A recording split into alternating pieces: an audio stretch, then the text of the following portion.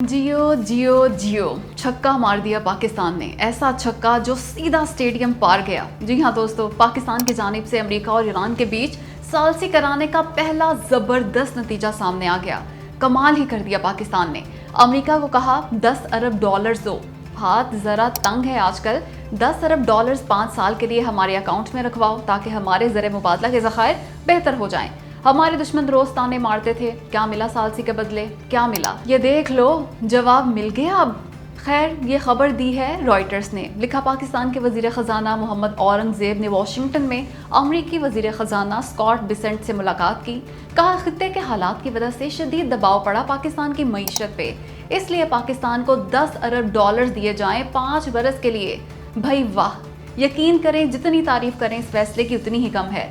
शानदार फैसला है ये पाकिस्तान का, क्योंकि पाकिस्तान सालसी करा रहा है अमेरिका और ईरान के बीच। ये इस कदर बड़ा काम है कि जिसका शायद हम आप पाकिस्तानी तसव्वुर भी नहीं कर सकते। इसलिए पाकिस्तान को इसके बदले मरात लेनी चाहिए।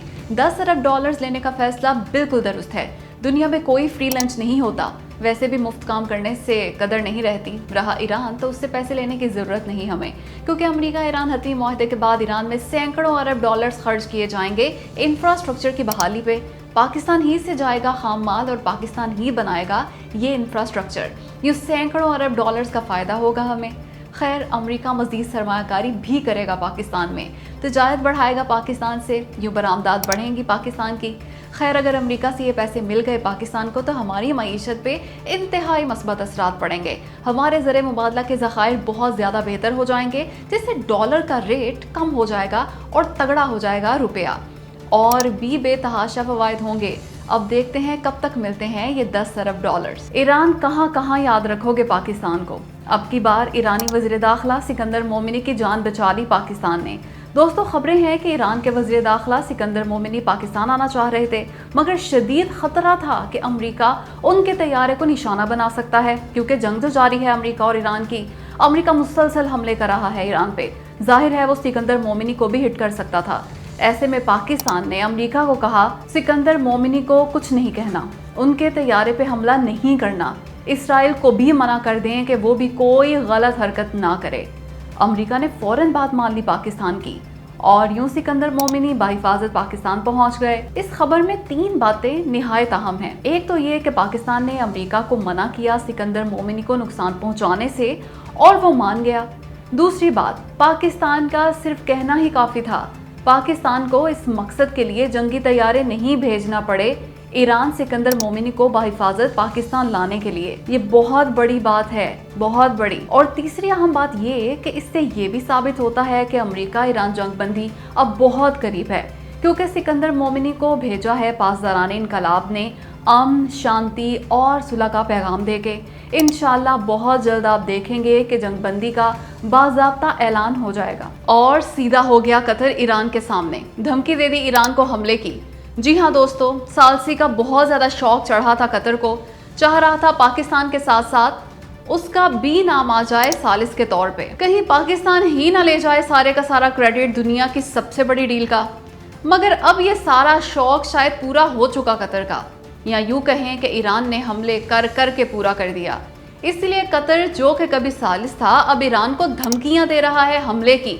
अक़वाम मुत्तहिदा और सिक्योरिटी काउंसिल को ख़त लिखे कतर ने लिखा, ईरान ने जारहियत की कतर पे हमला करके।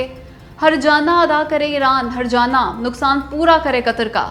मत भूलें, ये वही कतर है जो ईरान को 6 अरब डॉलर देने को तैयार था, बाकी खलीजी ममालिक से भी दिलवा रहा था। खैर, मजीद कहा कतर ने कि वो अपने मुल्क की सलामती और दिफा के लिए किसी भी ज़रूरी और लाजमी इकदाम से गुरेज नहीं करेगा। यानी बस बहुत हो चुका।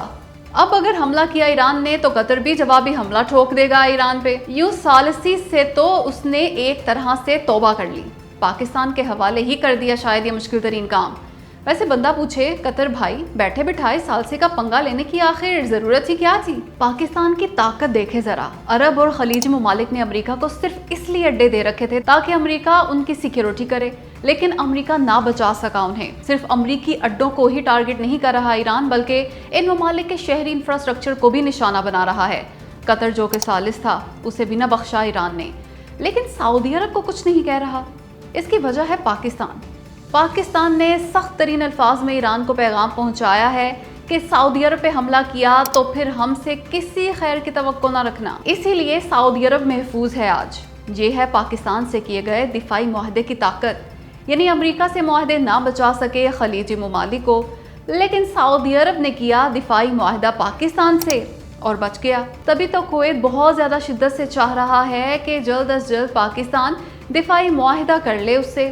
और लिख लें हमारी बात, जिस दिन कुवैत से दिफाई मुआहदा कर लिया पाकिस्तान ने तो ईरान उसकी जानिब कंकर भी नहीं फेंक पाएगा। और हाँ, कतर भी इसीलिए चाह रहा है पाकिस्तान से मुआहदा।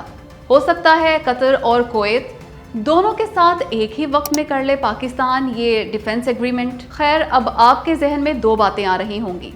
पहली, यूएई पे भी नहीं कर रहा ईरान अटैक। दूसरी, सऊदी अरब के प्रिंस सुल्तान एयरबेस पे किया है पिछले हफ्ते ईरान ने हमला।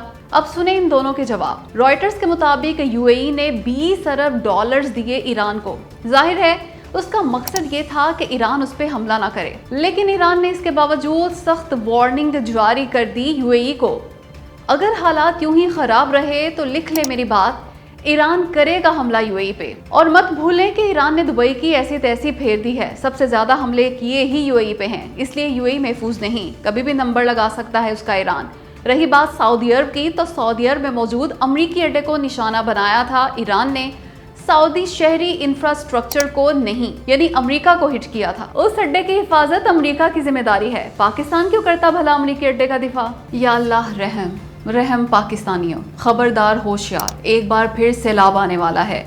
भारत ने सलाल डैम के स्पिलवेज यानी गेट्स खोल दिए।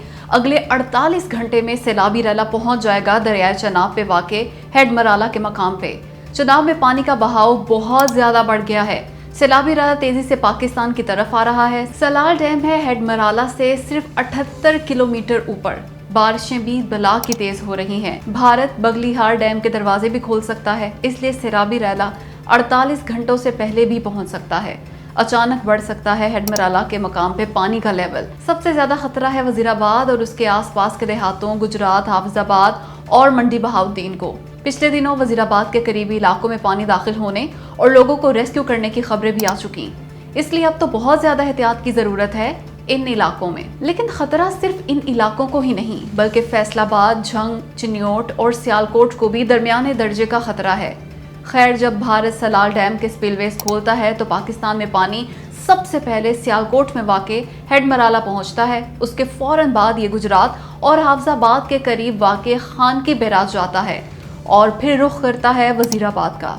उसके बाद ये जाता है गुजरात, हाफिजाबाद और झंग की जानिब। दोस्तों, बगावत कर दी जेनजी यानी नौजवान नस्ल ने भारत में मोदी सरकार के गिर्द घेरा तंग होता जा रहा है।